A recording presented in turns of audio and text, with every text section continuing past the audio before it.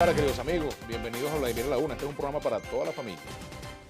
Bien, antes de presentar a nuestros invitados, quiero hacer un breve comentario, lamentar el fallecimiento de Henry Stephen, gran cantante venezolano que marcó toda una época. Ayer nos enteramos de esa noticia después de concluir el programa y habíamos comentado la muerte también de Freddy Ceballos, presidente de la Federación Farmacéutica.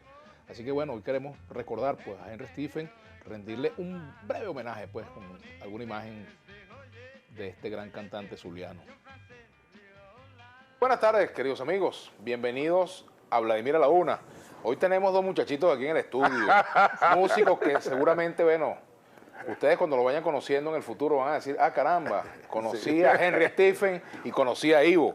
Bienvenido, ¿ah? Gracias por lo de muchachito. Gracias, par de muchachitos de los años 60. Sí, señora. Lo está diciendo, porque cuando nosotros llegamos de Maracaibo a Caracas, con los Impala, que fuimos contratados al Club Musical, que era un programa que tenía Chelique Sarabia y lo animaba Alfredo José Mera. Y el grupo de planta eran los Supersónicos. Nosotros. Y nosotros éramos los invitados de esa semana. Hicimos una amistad tan bella, tan preciosa, que todavía a estas alturas seguimos siendo amigos hermanos. Y René, imagínate tú, aparte de ser el número uno, decía, la condición humana de él era tan impresionante que también era un pedagogo. Pero además era un cazatalento, porque te dio salte del grupo Los Impala Sí, sí. y te buscó como solista, ¿no? Y no solamente eso, cuando tú estabas en el estudio, no solamente el sentirse uno agradecido de que Reni te presentase, sino que él te enseñaba de televisión. Yo no sé qué hacer, porque me voy si no me agarra ella. Quiero decirte una cosa, la vi parada y ¡llévalo! Yo no sé qué hacer, no sé qué pensar. Bien, bueno. Lamentable, pues se ha ido el gran Henry Stephen, siempre lo vamos a recordar, el hombre del milimonero y otros temas, te he perdido, entre otros. Bien, ahora sí vamos a presentar a nuestros invitados. En primer lugar nos va a acompañar vía Zoom la doctora María del Carmen Bufar. Ella es la presidenta ejecutiva de la Cámara de Aseguradores de Venezuela. Ella es abogada egresada de la UCAP con especialización en Derecho Administrativo y tiene, bueno, 35 años de experiencia en el sector asegurador y es presidenta de la Cámara de Aseguradores de Venezuela. Y nos acompaña también el doctor Daniel Sánchez, intensivista y anestesiólogo. En la primera parte del programa vamos a conversar con la doctora María del Carmen Bufar. Y con Daniel, bueno, mi compañero del Comité de Bachilleres sin cupo de la UCB en los años 80, vamos a hablar también de la situación del sistema de salud y cómo se vive el COVID en la emergencia, en las clínicas, en las salas de cuidados intensivos. Bien, le damos la bienvenida a María del Carmen Bufar. Muy buenas tardes, gracias por acompañarnos. Buenas tardes, Vladimir, muchas gracias por la invitación.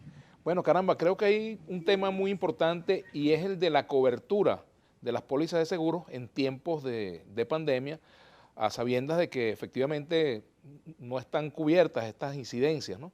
Pero entendemos que a pesar de eso, pues el sector asegurador ha permitido que en alguna medida puedan cubrirse algunos gastos referidos pues, a la pandemia dentro de los límites que impone la situación económica, ¿no? Así que bueno, me gustaría su opinión en torno a este tema, ¿no? Y lo que nos pueda contar al respecto también, en detalle. Sí, efectivamente, si hacemos un génesis de la situación desde que inició en marzo del año pasado la pandemia, como bien lo decías, todos los que son patologías derivadas de epidemias se encuentran excluidas en las pólizas de seguro de salud. O sea, no tienen cobertura y esto no es un mero capricho. Esto es porque, y no solo es aquí en Venezuela, me atrevo a decir que en la gran mayoría de los países del mundo sucede lo mismo, porque técnicamente es muy difícil determinar, primero, cuál es la prima que se debe cobrar para cubrir una epidemia. Las epidemias, pues, y más una pandemia a gran escala, como ha sido el COVID-19, que además ya lleva más de un año, es muy difícil de medir el impacto que va a tener, el alcance que va a tener, o sea, cuánta población va a estar afectada y el tiempo que puede durar. Evidentemente, esto no se puede cubrir porque, como decía, técnicamente resultaría inviable y llevaría a la insolvencia de las empresas del sector asegurador, a una o a muchas empresas. Posteriormente, cuando se declara la epidemia por COVID el 13 de marzo del año pasado, que se decreta el estado de alarma, ya que se detectaron los primeros casos aquí en Venezuela, el sector asegurador asume acompañar a sus asegurados, no porque, como decía, no porque sea un riesgo que esté cubierto por la póliza, sino en un acto de responsabilidad social, porque se entendió que es un barco donde todos debemos remar juntos. Y en ese sentido, el sector dio un paso al frente y desde ese momento hasta el día de hoy ha estado cubriendo. ¿Qué es lo que pasa? Esto, como vemos, ya llevamos un año, tuvimos un pico muy importante en los meses de agosto, septiembre del año pasado. Después hubo un descenso importante de los casos, pero después de esto, en enero, de hecho, hasta ahora todavía estamos procesando las cifras del mes de marzo, que creo que van a superar. En enero ya incluso se habían superado los casos de contagio que se tuvo en los meses de agosto y septiembre del año pasado, que habían sido los picos. En enero ya en nuestras cifras hemos superado eso y por los números que llevamos hasta los momentos de lo que ya hemos procesado de la data del mes de marzo, pues muy posiblemente superemos ya todos los récords. Entonces, a raíz de esto y viendo la situación, tenemos un año trabajando, recopilando data, recopilando cifras, haciendo estudios, y hemos hecho estudios y mesas de trabajo conjuntamente con la superintendencia. Tenemos un año en esto. Y en razón de todos estos estudios que se hicieron, es que sale la regulación. La regulación más bien, la intención de la regulación no es perjudicar a los asegurados, muy por el contrario. Perjudicarlos sería decirles, señores, hasta aquí pudo acompañar el sector asegurador a sus asegurados porque sencillamente ya es imposible fondear la carga, sino procurar que el sector siga acompañando con unos costos idóneos, razonables, a los asegurados dentro de unos límites que, como le digo, eso han sido estudiados, ha sido un trabajo conjunto de muchísimos meses entre la superintendencia, la Cámara, con una data muy grande que tenemos, y se llegaron tanto al promedio de cuántos días era lo máximo, o sea, cuánto es el comportamiento normal de los casos.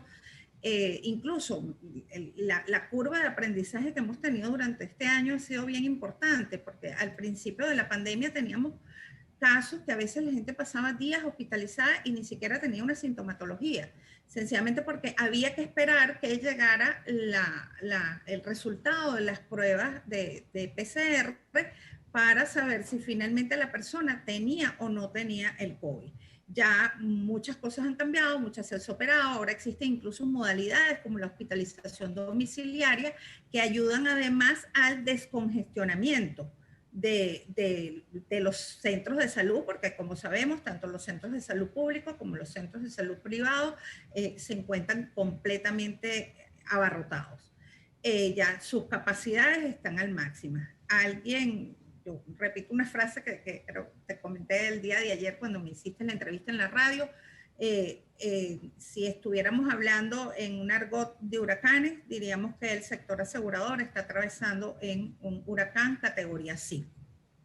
Ahora, a propósito de todo esto, es muy importante el aporte del sector asegurador y me gustaría saber cómo se combina ese aporte con el de las clínicas privadas, porque también ayer comentábamos sobre el aumento en los precios de muchas clínicas. Incluso se habla del aumento, no en todas, pero en importantes clínicas, en una buena cantidad de casi el 100% en cuanto a los costos de hospitalización y de tratamiento.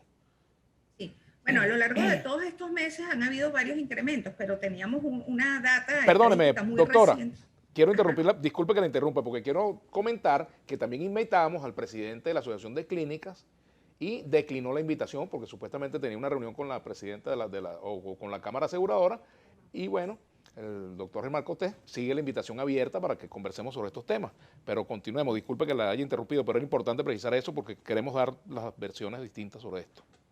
Sí, sí, bueno, nosotros hemos tenido contactos en días pasados con la Asociación de Clínicas y pues la idea es próximamente también tener unos nuevos contactos y hacer unas nuevas reuniones.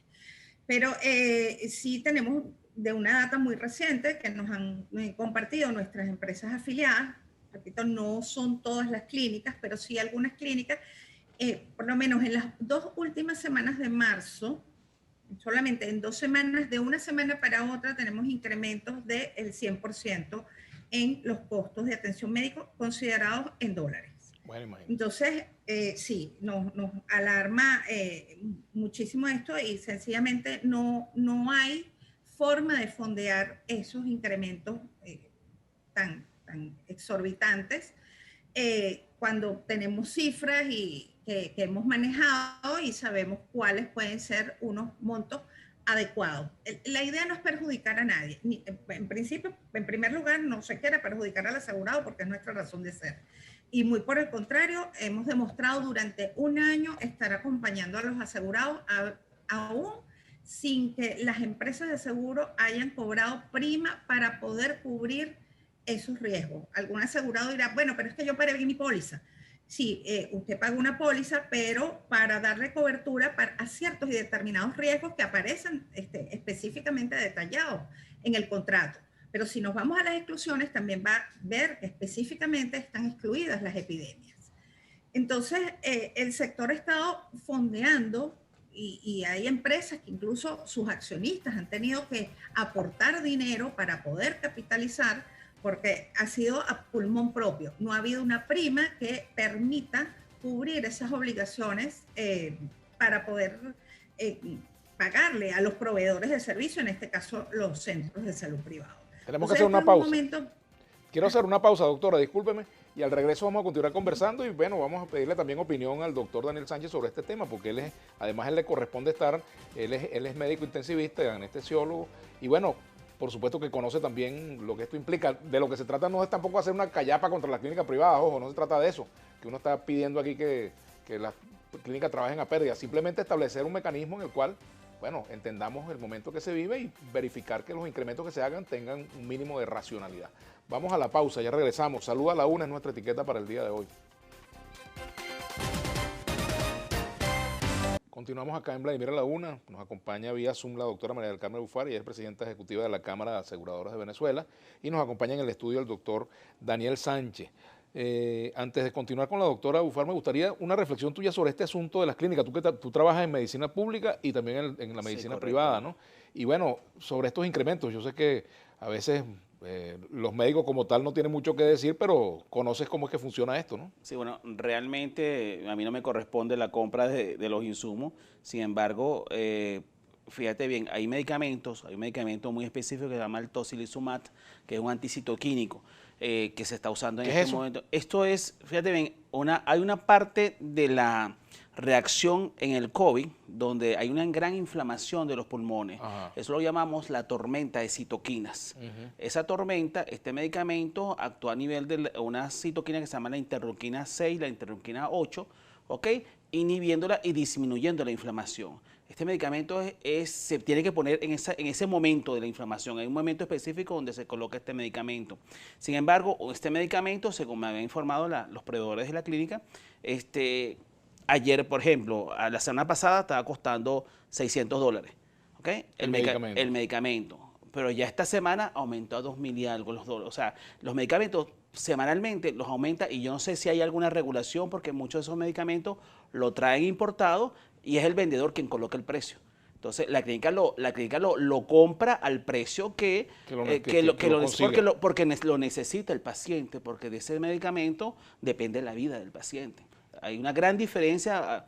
Recientemente tuve un paciente en la unidad de terapia intensiva donde yo trabajo que ameritó eso. ¿En qué clínica estás tú? En la clínica Santiago de León. Yo soy el jefe de la unidad de terapia intensiva de la clínica Santiago de León. El paciente le administramos el tocilizumab y el paciente se fue bien. O sea, el paciente con ese medicamento que le colocamos en la clínica, el paciente mejoró la tormenta de citoquina y ya está fuera de peligro. Ya el paciente salió. Entonces, lo que te quiero comentar que hay medicamentos que son fundamentales en este COVID, que si no se administra, a veces pero hay que buscar el momento de administrarse. Si no se administra, el pronóstico es diferente. El problema es ese, quién lo provee y cuánto le pone el precio. Claro, hay algo que yo le quiero preguntar a la doctora Bufar. Por ejemplo, si hay las llamadas secuelas del COVID. Una persona queda con una patología como secuela, qué sé yo, un dolor muscular, queda con neumonía, queda con fiebre o queda con problemas del sistema nervioso. Bajo ninguna circunstancia las pólizas cubren esas derivaciones, esas tenemos secuelas. que partir de lo mismo, sí, o sea, esto aquí, el tema del COVID ha sido un aprendizaje y todos los días estamos aprendiendo y todavía estamos como que lidiando con el COVID y posiblemente dentro de poco lidiemos con las secuelas. Si yo no tengo el principal cubierto, en teoría, lo que es la consecuencia tampoco debería estar cubierta, porque no cubro el evento principal, que es el COVID como tal. Pero como digo, esto todavía estamos en una curva de aprendizaje y yo quería hacer una reflexión con relación a lo que decía el doctor Sánchez. La intención no es de perjudicar a nadie ni que nadie trabaje a pérdida, aun cuando las empresas de seguro tienen un año trabajando a pérdida cubriendo el COVID, porque ese es un dinero que no se pagó una prima, por lo tanto no hay los fondos para cubrir esas obligaciones y han tenido que salir propiamente del patrimonio y del capital de las empresas. Entendemos que hay un tema posiblemente con los proveedores, el incremento de los insumos. Nosotros, las clínicas tenemos que compartir un ecosistema, el mismo ecosistema, y nosotros no nos queremos convertir, ni es la intención de establecer un conflicto entre ellos. Muy por el contrario, nosotros estamos en la mejor disposición de sentarnos y de conversar, porque ya lo hemos hecho, pero difícilmente con esos incrementos de costos el sector asegurador puede asumir ni el COVID ni evidentemente sus consecuencias. Ajá, un punto que usted tocaba ayer también y es el de lo que el sector asegurador ha perdido, si se puede hablar de pérdida en esto, ¿no? O sea, hay un monto que usted comentaba ayer en cuanto a lo que le ha costado al sector asegurador el COVID, pues el cubrir aspectos de salud que no están cubiertos, valga la redundancia, por las pólizas, ¿no? Que no están incluidos en las pólizas. Sí, solamente, bueno, fíjate, del día de ayer al día de hoy que hemos procesado una buena data de cifras, yo te decía ayer que superaba los 50 millones y yo creo que ya estamos superando los 60 millones. Y algo bastante más porque... De dólares. A veces sí, de dólares. A veces las empresas tardan un poco en enviarnos la data porque le pedimos bastante información, entonces tardan un poco en actualizarnos la data y eso solo hasta el mes de marzo. Ahí no estamos incluyendo ya el mes de abril en el que entramos.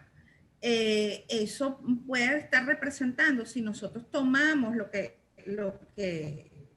pudieran ser las primas cobradas por el sector asegurador en el año 2020 y sin contar otro tipo de gastos y de siniestros que hay que pagarse en otros ramos, porque hay que pagar siniestro de automóvil, siniestro de incendio, en salud, todas las patologías diferentes al COVID que igualito siguen ocurriendo, porque hay al que le da un accidente cerebrovascular, al que le da un infarto, la señora que tiene un bebé o el que tiene un accidente.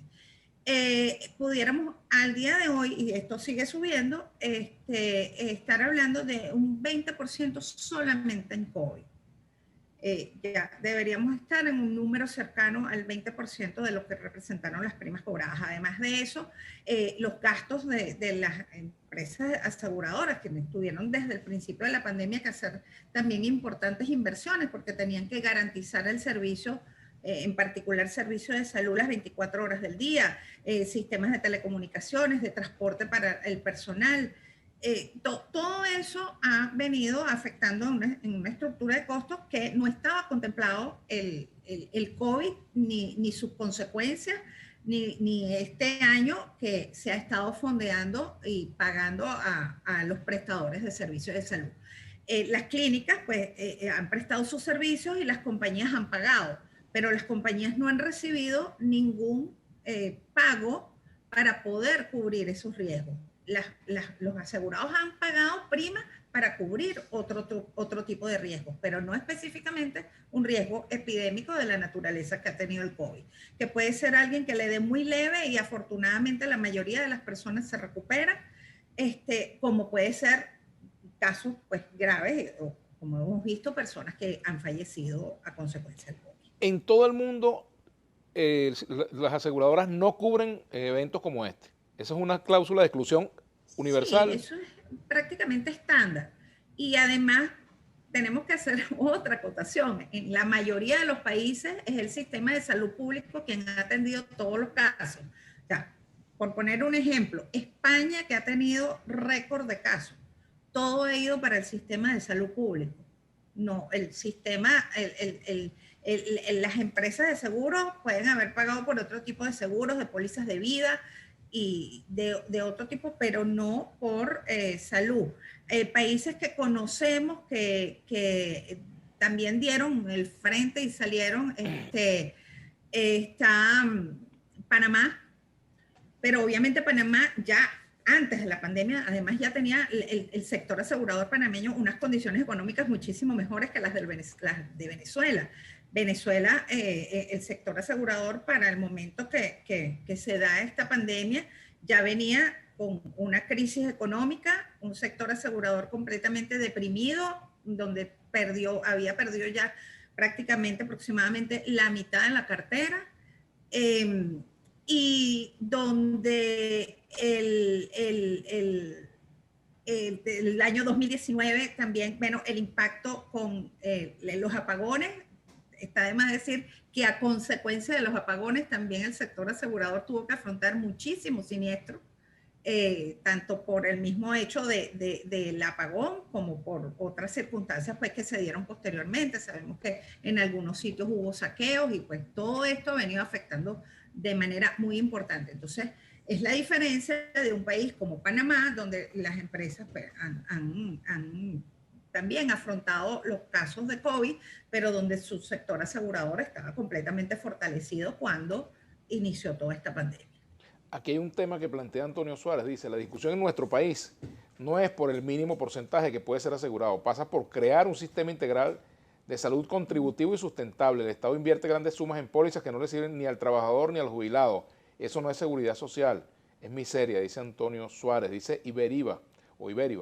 Es un absurdo basar los gastos en un promedio, entre comillas, sobre una enfermedad que no tiene parámetros en cuanto a la alteración o la afectación a una persona. Álvaro Pérez Borja, no solo a los del COVID, también a los pacientes de oncología, no funciona casi ninguno. Y es tanta la demanda del servicio. Son temas asociados a esto, Daniel y doctora Bufar, ¿no? Sí, es correcto. Muchas veces el sector salud no está preparado para esto, sobre todo la parte pública, y yo creo que una de las cosas que nos planteamos, ya tenemos un año, todavía estamos sin estar preparados a nivel público. De hace un año que el COVID está acá y tuvimos un año para prepararnos y ya estamos en la segunda oleada y este es el problema de que nos agarró igualito. Ajá. ¿Y cómo hacen ustedes cuando tienen un paciente en cuidados intensivos que está, bueno, que la vida depende de un aparato y ese paciente no tiene póliza, no tiene dinero, no tiene cómo cubrir eso, le llegó el agua al cuello a él y a su familia, vendieron carro, vendieron casa, hipotecaron, pidieron, qué sé yo, prestado? ¿Cómo hacen ustedes cuando ya se acaba el...? Mira, en mi caso, el paciente está ahí hasta que o sale o se logra trasladar o llega a su momento final. Pero nosotros no sacamos los pacientes. O sea, si el paciente no tiene dinero, el paciente no se puede sacar. O sea, tú no puedes sacar a un paciente que está en graves condiciones, no lo puedes sacar a la calle. O sea, tú lo puedes trasladar de repente a un hospital público donde exista la posibilidad de que lo acepte. Pero si no existe ningún hospital que lo acepte, igualito el paciente se quedará y se seguirá tratando igualito. Nosotros no sacamos a nadie. ¿Okay? Ese es un tema complicado. Sí. Ahora, ¿cuáles son las medidas, a su juicio, doctora Bufar, que deben adoptarse entre el Ejecutivo Nacional, el sector asegurador, la Asociación de Clínicas e incluso yo diría hasta el Seguro Social, porque esto no es un tema frente al cual el Seguro Social como institución puede estar mirando por otro lado? Claro. Ese es un problema de la seguridad social de los venezolanos también. ¿Cuáles serían las medidas que habría que tomar en este momento de forma conjunta o de forma consensuada, digamos?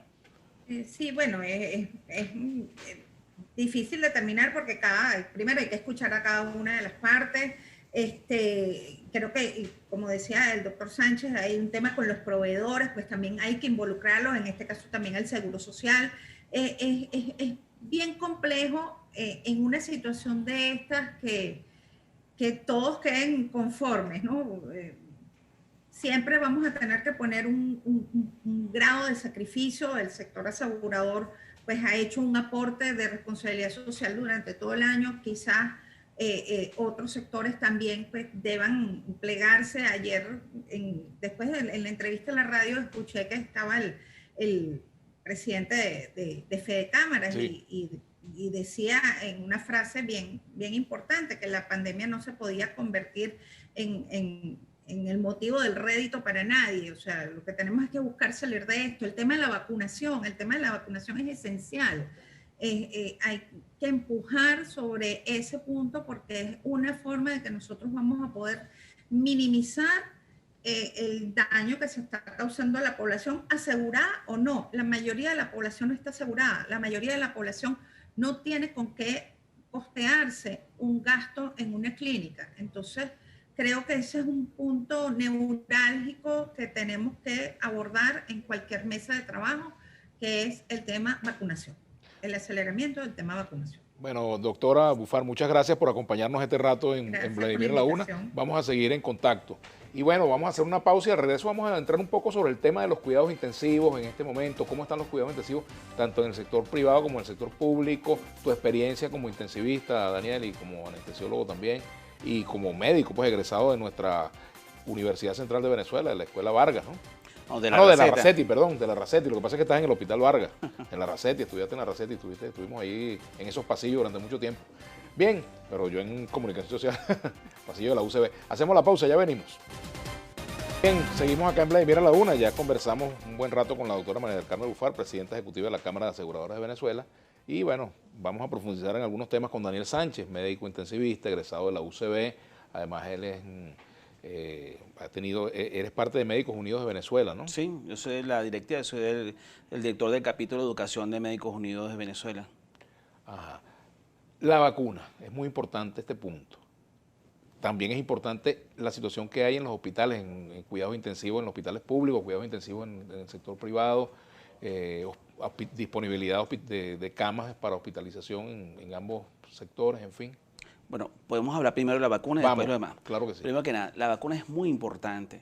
Hace un año tú me invitaste acá para hablar sobre la enfermedad y las epidemias, y te hablé incluso de la gripe española de 1918. Por este tiempo, tú eres además experto en historia, eres estudioso de la historia. Sí, yo soy el presidente de la Sociedad de Historia de la Medicina. Así es, correcto. Te cuento, fíjate, yo te dije hace un año que esto iba a acabar, habían dos posibilidades.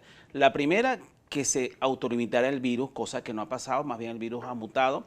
O la segunda, que se vacunara a toda la población, por lo menos el 60% de la población, para disminuir los casos y al final con la vacunación puede acabar esta pandemia. La vacuna es muy importante. Yo creo que aquí lo que hay que invertir es en la vacuna. Yo creo que la vacuna es el principal medio de prevención de esta pandemia, es la vacuna. Hay que vacunar a la mayor parte de población posible. Primero el sector salud, posteriormente al sector con más morbilidades como los ancianos, los diabéticos, los obesos y posteriormente a las personas jóvenes, pero hay que vacunar a todo el mundo. Yo creo que el gobierno debería enfocarse en vacunar a la gente, o sea, deberían importarse las vacunas, buscar las vacunas. Tengo entendido que Fede Cámara tiene un proyecto para traer las vacunas acá al país e incluso 6 millones de vacunas. 6 millones de vacunas, incluso distribuirlas gratuitamente, o 6 millones de vacunas. Los trabajadores afiliados. Exactamente, sí. A los trabajadores de las empresas afiliadas. Sí, realmente Médicos Unidos nos reunimos con Fede Cámara y esa propuesta se hizo, pues, y estamos totalmente de acuerdo. Aliviaría mucho, 6 millones. Wow, sí, por supuesto. Entonces yo creo que es fundamental la vacuna. Yo creo que si se logra traer la vacuna a Venezuela, se vacuna la mayor parte de la población, esto nos aliviaría mucho y bajaría mucho, por supuesto, la pandemia. Ayer yo planteé precisamente en mi comentario, lo que pide a gritos media Venezuela o casi todo el mundo, que se pongan de acuerdo los decisores, tanto en el gobierno como en el propio factor opositor que tienen incidencia en el manejo de recursos en el exterior, caramba, para salvar la vida de los venezolanos.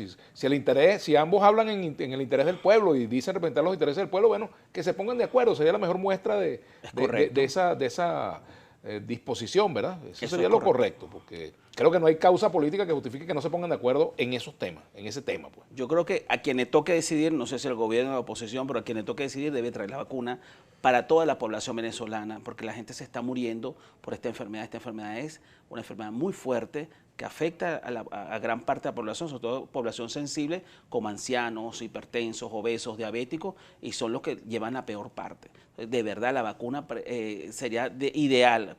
Prevendría mucho incluso las aseguradoras, hablando como dice la doctora hace rato, la aseguradora no tendría tanto problema porque serían menos personas enfermas claro, con este COVID-19. Por supuesto. Ahora fíjate, está en la polémica en torno a cuál es la vacuna que debería traerse. En la COVAX, en la cesta de vacunas COVAX está la vacuna AstraZeneca, y estoy viendo que algunos países de Europa ya han prohibido la aplicación de esa vacuna y otros la han limitado a ciertas edades, ¿no?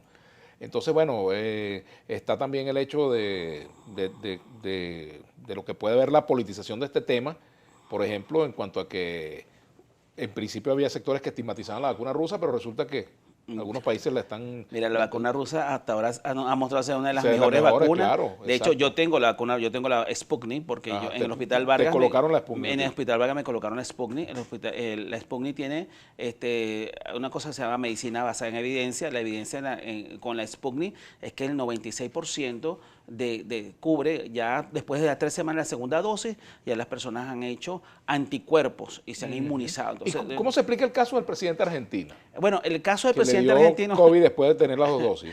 Entra en el promedio.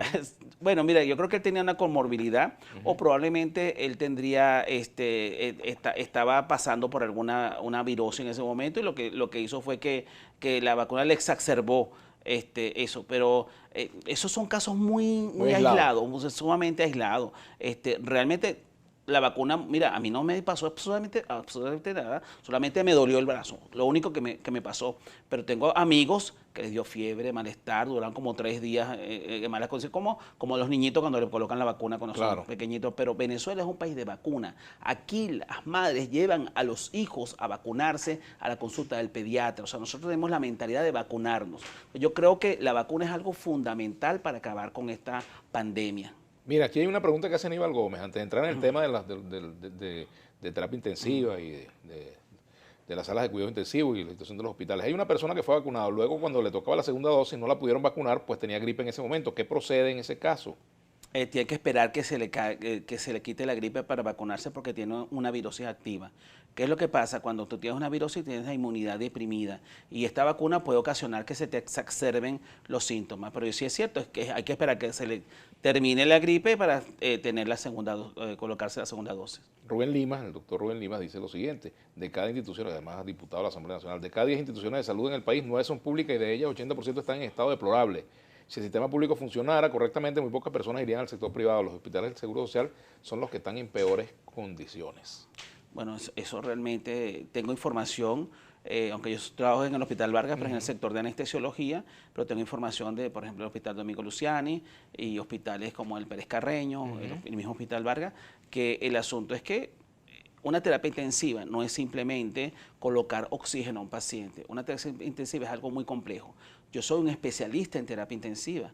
Es una súper especialidad. Yo hice primero anestesiología y después hice terapia intensiva. Intensivista, lo que llaman, ¿no? Intensivista, pero es una súper especialidad. Entonces, una terapia intensiva no es simplemente colocar una mesa o una cama y colocarle oxígeno a la gente. Eso requiere una formación, una educación. Hay enfermeras especialistas en terapia intensiva y médicos especialistas en terapia intensiva. Entonces, ¿cuál es el problema? El problema es que no hay capacidad, no solamente la capacidad clínica de las camas, sino la capacidad del personal que esté suficientemente apto para manejar a estos pacientes. Tu esposa, que por cierto nos acompaña, es licenciada en enfermería. Sí.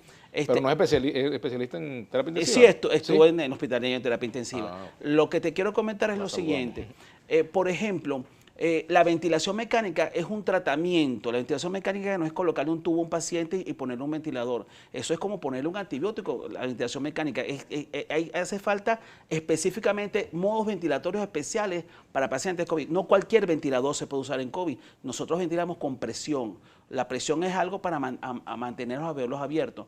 Hay ventiladores que tienen volumen. y no sirven para COVID. Y se le coloca a pacientes con COVID y realmente no les va a ayudar porque se ventila con pacientes con presión. Entonces, terapia intensiva es una súper especialidad y hay que estar capacitado para manejar este tipo de pacientes. ¿Cuál es el problema que yo estoy viendo?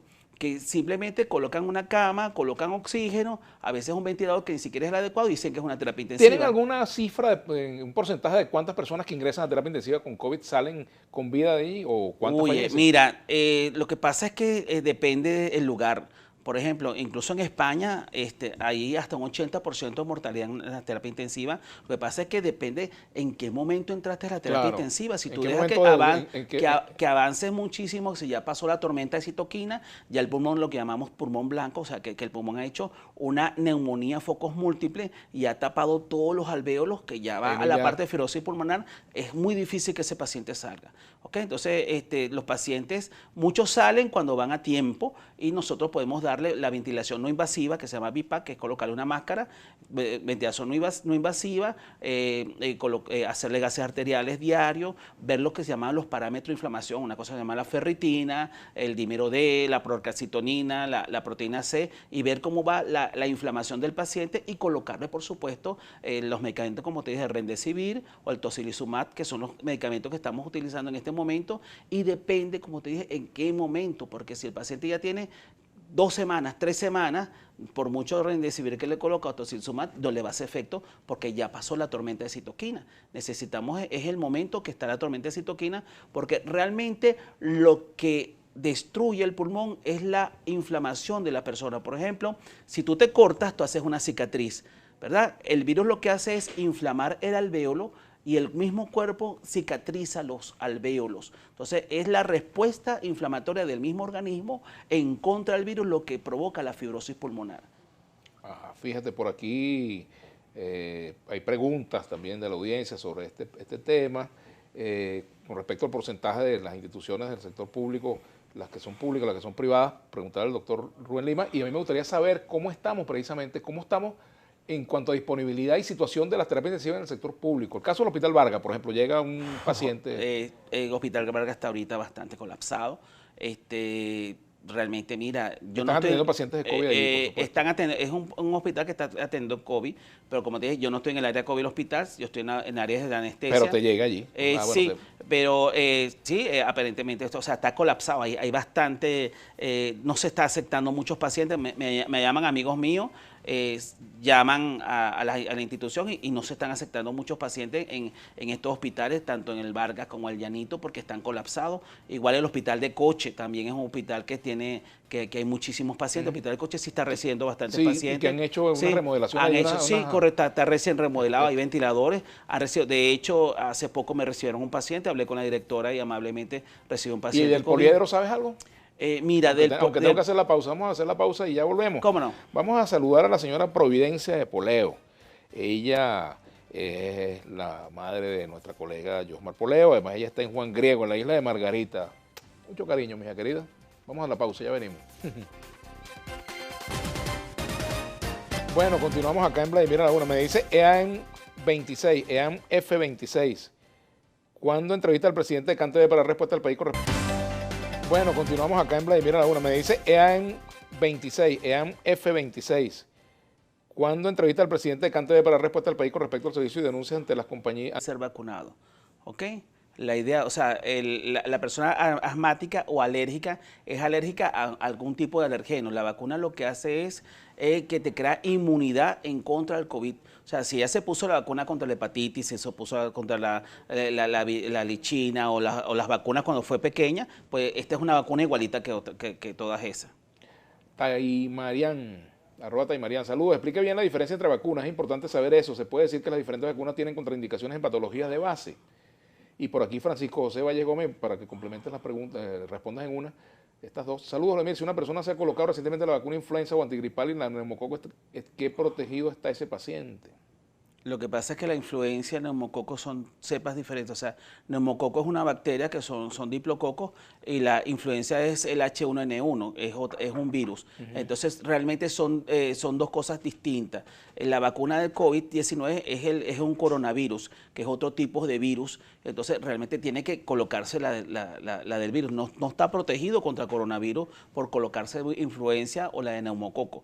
Lo que está protegido es para contra influenza y neumococo. Y lo que pregunta Marian con respecto a la diferencia entre vacunas escucha y bien, contraindicaciones. eso va a depender de qué laboratorio está haciendo las vacunas, porque el asunto está que el virus es un virus, hay adenovirus y hay rinovirus, que es ARN o ADN. Dependiendo de cómo han hecho la cepa del virus, la idea es que te va a hacer inmunidad, porque tú lo que vas a hacer, una vez que te coloques la vacuna, tu cuerpo va a comenzar a crear anticuerpos contra el virus, y lo que vas a hacer es que cuando si viene el virus, ya tú tienes anticuerpos. No te evita que te dé la enfermedad, vamos a estar claros, lo que evita es que te vayas a morir de la enfermedad o que te dé más grave. ¿Okay? O sea, quizás a una persona joven a lo mejor le da como una gripecita simple, a una persona mayor quizás le da una gripe un poco más fuerte, pero la idea es que no vas a tener las complicaciones cuando tienes la vacuna. Y depende del laboratorio, de los porcentajes y lo que se ha visto, como te dije anteriormente, lo que llamamos medicina basada en evidencia. Hay laboratorios que tienen hasta un 60%, hay otros laboratorios como la Sputnik, que aparentemente un 96% ha tenido mejor receptividad. Y bueno, lamentablemente aquí hay mucho de política. Por ejemplo, hace poco estaba hablando con alguien del centro de Europa, más bien del este de Europa, que dice que realmente a ellos no les ha tocado todavía la Sputnik porque es rusa, ¿okay? Y dice que ya los países latinoamericanos se han vacunado con la vacuna rusa. Entonces, bueno, pero fíjate, también por aquí preguntan sobre la vacuna cubana, pero eso está todo bien. No la conozco, no puedo hablar, la desconozco. En ensayo, entiendo que están en ensayo, por lo que nos dijo la expresidenta del Instituto Nacional de Higiene. Richard Salazar pregunta, ¿las clínicas hoy día tienen el servicio separado así? Cupo para privados y cupo para seguros. Para este último no hay cupo. Para el primero sí, con garantía en dólares, de lo contrario no entra. La salud en pandemia como mercancía. Bueno, fíjate bien, eso va de Richard Salazar. Realmente yo me ocupo desde la terapia intensiva, no me ocupo de las políticas de las clínicas. Y te puedo comentar que quizás probablemente lo que decía la presidenta de los seguros, esta es una enfermedad que se gasta muchísimo. Un día de hospitalización es muchísimo dinero, porque hay que colocarle no solamente medicamentos, sino que tiene que estar en la terapia intensiva con oxígeno, con aparatos como el ventilador, y hay que hacer algunos procedimientos, y eso es de alguna manera costoso, porque eso debes pagar todas estas cosas. Realmente, si la persona está asegurada, tiene posibilidad de entrar. La persona que no esté asegurada, probablemente sí le pidan un depósito para poder garantizar cierta la estabilidad dentro de la institución. Recuerda que son instituciones privadas y bueno, que evidentemente para ellas esas instituciones privadas necesitan... Y depende de las clínicas. Yo, sin nombrarlas, pues conozco el caso de una persona que tuvo un familiar con COVID y fue a una primera clínica y le pidieron $16,000. ¡Wow! Eso es muchísimo. Mucha plata para entrar por emergencia. Wow. Y fue a otra y le pidieron $1,000, por ejemplo. Exacto, eso depende de la institución. ¿Okay? Pero lo ideal sería que tuviéramos un sistema de salud que pudiera garantizar esto. Mira, por eso quiero invitar a la gente de la Asociación de Clínicas para que hablemos. Yo tengo temas. Insisto en la invitación, así como le digo a los ministros, que vengan también al presidente de la Asociación de Clínicas, ¿no? O a los directivos, algún directivo. Mira, yo tengo una amiga que está en España y yo con ella me comunico frecuentemente. Ella trabaja en una institución pública en España y me dice que eso es muchísimos pacientes. Ella está en unidades COVID allá, ella es anestesióloga igual que yo, y está allá en España atendiendo pacientes en COVID, y bueno, ahí lo ha asumido el Estado, o sea, el COVID. Acá en Venezuela, por la deficiencia de la salud pública, son las clínicas las que están ahora colapsadas por el problema de la salud pública. Miguel Iafaioli, puede preguntarle al doctor si conoce las experiencias de buenos resultados en el uso de ivermectina en Argentina y en Texas, Estados Unidos. A mí me la prescribieron y yo tomé la ivermectina. Pero mira, yo te voy a ser honesto, ivermectina es un antiparasitario. Bueno, es para estrongiloides. Supuestamente en el COVID las cifras son bajas por eso. Bueno, no sé yo te soy honesto, lo que hasta ahora hemos leído y ya salió en varios estudios que la ivermectina ya no sirve para COVID. O sea, realmente no tiene ningún Ninguna aplicación porque, como te dije, ya es un antiparasitario y, bueno, la última revisión que leí la semana pasada ya la sacaron. Ese es como la cloroquina que al principio se empezó a usar y ya se sabe que... ¿Qué sabes del poliedro? ¡Wow! Que está en la rinconada. Pero de la situación... Pero mira, el asunto que te iba a decir del poliedro es lo siguiente. Yo no he ido al poliedro, pero sí tengo amigos que me han comentado el problema del poliedro, que me han comentado que no hay suficientes ventiladores, o me han dicho que no hay ventiladores, que lo que colocan a las personas y le colocan oxígeno. Y que, bueno, que hay muchísima gente, pero tengo algunos familiares de mis pacientes que han tenido familiares en el poliedro, que me dicen que lo único que le hace es que le colocan oxígeno y que no hay mayor cosa y que si se complica no tienen cómo atenderlo. Eso es lo que sé, pero yo honestamente no he ido al poliedro, así que no puedo garantizar que esta información sea cierta. Katiuska Borja, y con esto despido. Buenas tardes, Vladimir. Quisiera hacer una sugerencia. Antes de mandar al pueblo a cuidarse con el uso del tapabocas, empiecen dando el ejemplo. Podrá ser un sitio cerrado, pero como esa situación hay muchas, tiene quizás razón y a lo mejor habría que preguntar si es necesario hacer el programa con el tapabocas. ¿Cuál es tu criterio bueno, como fíjate médico? bien, en este caso te voy a decir una cosa. Yo estoy vacunado, tengo las 2 dosis. Y a mí me dio el COVID, Y a ti te dio COVID. Probablemente ambos tengamos inmunidad. Y todas las demás personas que están aquí tienen tapabocas.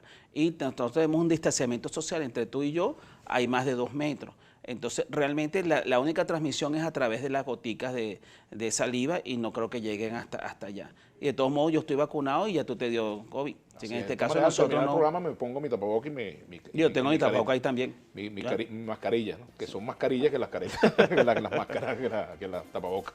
Bien, gracias Daniel Sánchez por acompañarnos y nos despedimos. Será hasta mañana. Sigan en sintonía de Globovisión.